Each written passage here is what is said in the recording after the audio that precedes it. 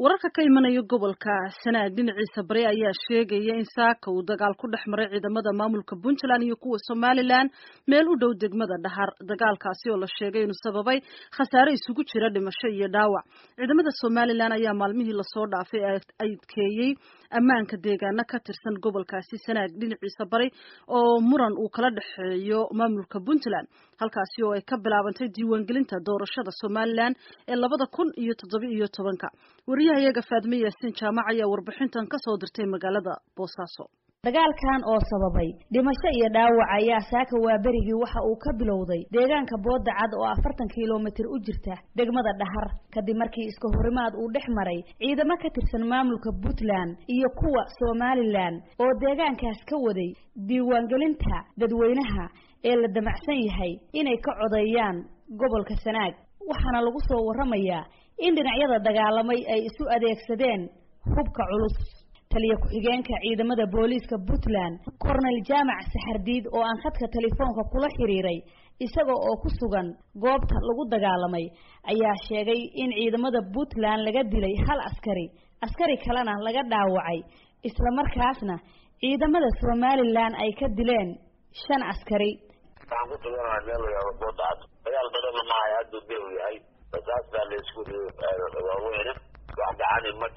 أنا خسارة يوم إنه أنا قلت إنه دام ورقة إنه سمي لا وأنا ويقعد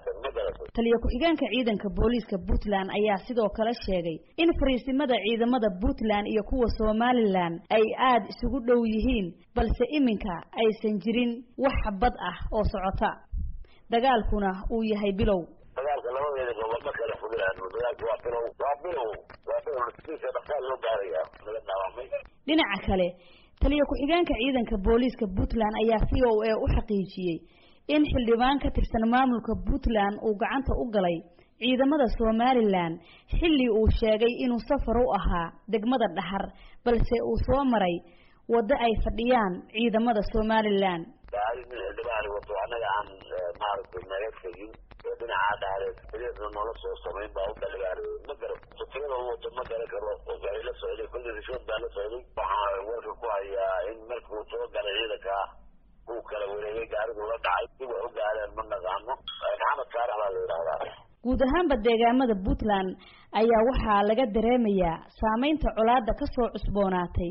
deegaamada Sanaag bari waxaana socda abaabul ciidan urursi oo maamulka Puntland uu ku doonayo inuu kaga hortago ciidamada Somaliland ee gudaha u soo galay deegaamo ka tirsan gobolka Sanaag bari wasiirka arrimaha gudaha Puntland Axmed Cilmi Garaash iyo ciidamo uu horkacayo ayaa goor dhaweyd lagu soo waramayaa inay gaareen deegaanka Booda Cad oo 40 kiiloomitir u jirta degmada Dhahar ee ah halka ay isku horfadhiyaan ciidamada Puntland iyo kuwa Somaliland Faadme Yaasin Jaamac VOA halkaad nagala socotaan waa laanta af Soomaaliga Voice of America dhinaca kalena wasiirka gaashaandhigga Somaliland Axmed Xaaji Cali Cadami oo isna ku sugan gobolka ayaa ka hadlay dagaalkan wariyahayaga Cabdixakiin Maxamuud Shirwac ayuu u waramay dagaalkaas wuxuu dhacay waqti iska waa berigii ku dhow maanta waqtigaas uu dhacay dabadeedna inta horena waa soconayay waqtiga ilaa maaragtay 11 ay ahaydna wax la yidhi waa joogsaday waayo wasiir waa halkii halka uu ka dhacay dagaalku goobtee uu ka dhacay waa la yidhaha Booda Cad baa la yidhaha Booda Cade dabadeedna waana aaga u dhaxay waxay 30 kiiloomitir u jirtaa Dhahar magaalo madaxda Dhahar oo dhinaca galbeedkay ka xigtaa iyadu halkaasaana markaa ciidanku ku sugnaa waa ka soo fogaadeen waxa la yidhi mar hadday doorasho Soomaaliya diiwaangelin socoto yaan la qalin daarin oo diiwaangelintu sideeda u socoto yaan ciidamadan markaa kale oo ka tagay Hargeysa iyo galbeed meesha tagin wixii markaa nidaamka iyo kala ilaalintaana waxa ku filan ciidamada bariga jooga saasaa markaa halkaa u joogeen waxay u sugayeen wixii dhaqdhaqaaqa u meelka kala socdeen waayo wasiir markaa maxaa dhacay suu ku bilaabmay dagaalku ku bilaabmay dagaalka iyagoo halkoodii jooga baa lagu soo qaaday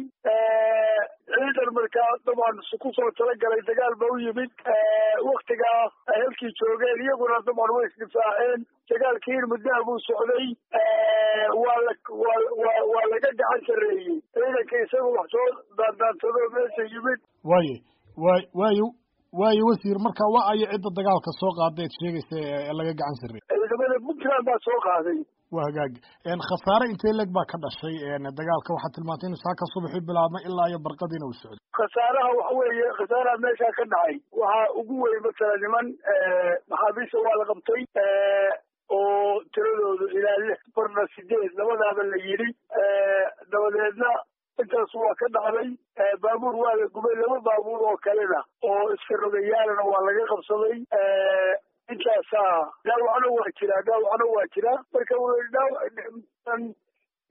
dhimashana waa jirtaa dhaawacna waa jiraa mar haddii dagaal intaa la qaaday dhinaca somalilandna shirka uun nin dhalinyaro ah oo isaguna ciidanka ahaa baa ninkaasaa isaguna shahiiday oo dhintay waa hagaag wasiir wararkana soo gaaraya waxay sheegayaan in mas-uul baarlamaanka ka tirsan ama xildhibaan baarlamaanka ka tirsan Puntland uu ku jiro maxaabiista wararkaasi ma jiraan waa jiraa ninkaasuna waa laga eefayay dabadeedna qolyihii reer nahareeskii baa noo sheegay wuxuu iska dhigaya nin dhexdhexaadinaya dadka labada dhinacba dabadeedna hawshii isagu markaa dhinac buu daacad u ahaa markii dambe uu hawsha gudaha soo galayna sidii naloo soo sheegay oo dee aanu markaa warka ku helay wuu cadaystay hawshiisii cid buu markaa si gaara meeshii uu ka yimid oo ka tirsanaa oo xildhibaanka ka ahaa buu xubin firfircoon ka ahayo wardoonka iyo waxaasuu markaa isagu isu diray ama loo dirayba ninkaasu isagoo sidaas dadkaa la qabtay buu ku jiraa dadkaa la isdhaafinayo oo xaggii meeshii habooneyd la geynayo oo la geyn jiray dadka markaa lagu qabto dagaalada buu ku nasiibkeeda ka qaadanaya waaga gabagabada haddii aan ku weydiiyo wasiir hadda xaalku waa sidee ma degan tahay se diiwaangelintii ay Somaliland ka bilowday codbixiyaashu ma socotaa mise dagaalkaas saameeyay way istaagtay dagaalkii waa waqti oo timetable la joojin maayo wuu socdaa waa la bilaabay meelihii oo dhan waa ka socotaa hadda waan soo maray xaggii badhameed waan soo marray xaggii ceelbu waan soo marray xaggii alaabtimo way ka socotaa laakiin xadar baa jira taxadar baa jiro dhegtaa dadka taagano ma la soo kala celin base sidaasaa lagu kala faataxaysanayaa baa laleeyahay Puntland waxay idinku eedeynaysaa inaad idinku aad soo xadgudubteen oo deegaano iyagoo maamulkooda ka tirsan aad diiwaangelinta ka bilowdeen arrinkaasi ma jira maya 3 jeer waxaan ugu celinayaa xogeyaal baan ahay aaggaan joogaa mas-uul baan ahay waxay ku kalifayaa inaan been sheego ma jirto waa iska muuqataa qofka mutacadiga ah oo habeenkii soo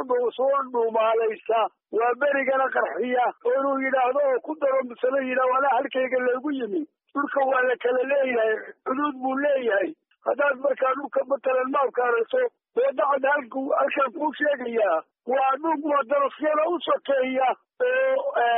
degmada dhaxareeda doorashooyinkoona laga qayb galay waa liiskay ku jirtaa wax hadda been laga sheegi karo waa meesha ciidanku ku sugnaana waa halkaa Somaliland meesha loogu yimina waa halkaa marka anaga qofku isagaa al-aqal yafam isagaa garan kara cidda tacadaysay iyo cidda lagu tacadeeyeyba kaasi waxa uu ahaa wasiirka gaashaandhigga Somaliland Axmed Xaaji Cali Cadami wuxuu u waramayay wariyahayaga Cabdixakiin Maxamuud Shirwac